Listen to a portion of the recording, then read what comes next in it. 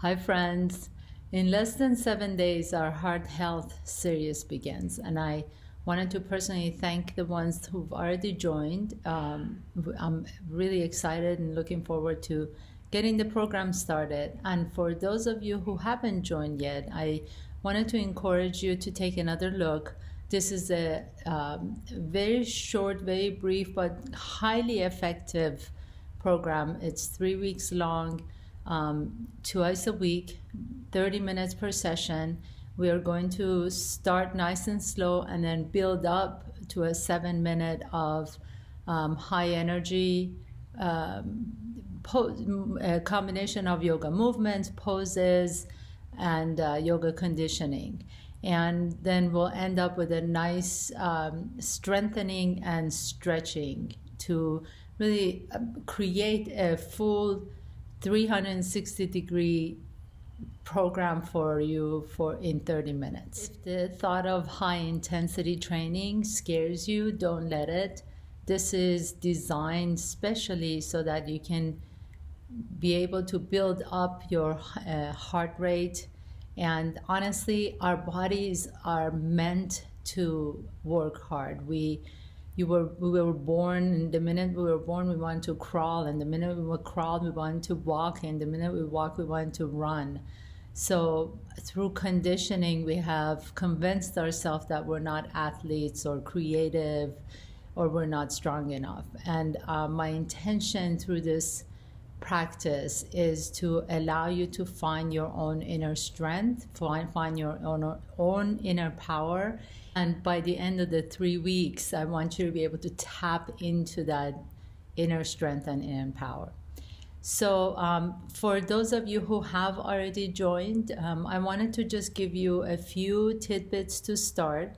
We're going to do a lot of upper body, lower body, and core strengthening.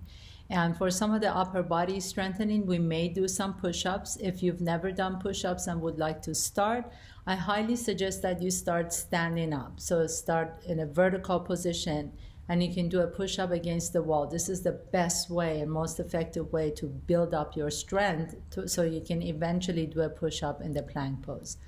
So basically, to do a push-up against the wall, you stand in front of a wall with your hands on the wall and spread your fingers so you can really feel the wall underneath your palms. I'm going to demonstrate for you here. As you stand against the wall, you spread your fingers, your hands are directly shoulder width apart. So not too wide, not too close to each other. Hands are directly shoulder width apart. And you step away from the wall just enough so that your body is in a slanted, in a diagonal position. And then you bend the elbows back and you press back. You bend the elbows and you press back. And note that I'm not going out to the side. The elbows are not going out to the side, but they're going down towards the floor. So the intention is to hug your body and then press up.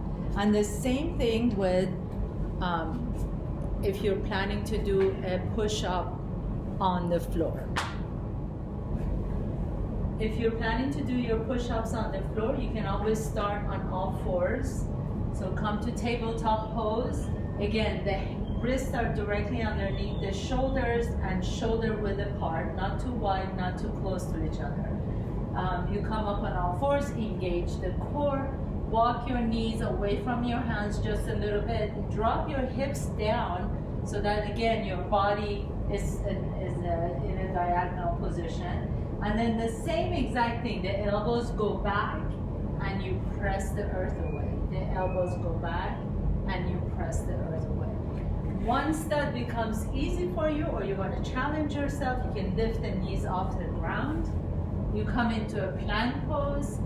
Same thing, it's really important to engage the core here because you don't want to sway your back. You put too much pressure on your back. Pull the belly in. Wrists are directly underneath the shoulders. You bend the elbows back and press up. And bend the elbows back and push the earth away. So those are your options for your push-ups.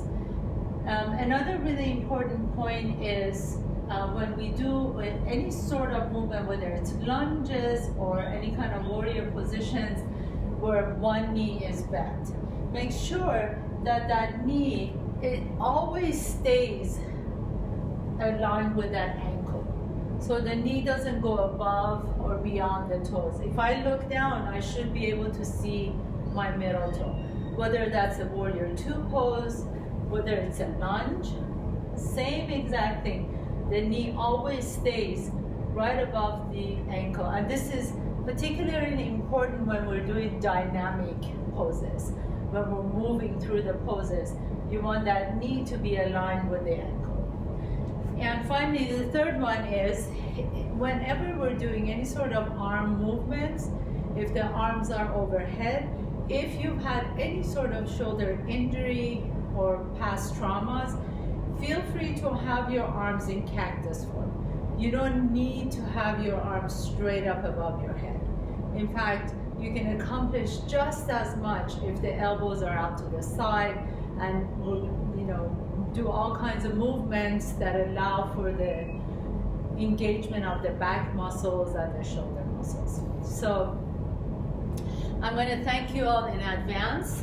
Thank you for the ones who have joined, and for the ones who are thinking about it. If you have any questions, please feel free to contact me. I'm looking forward to meeting you all virtually next week. Namaste.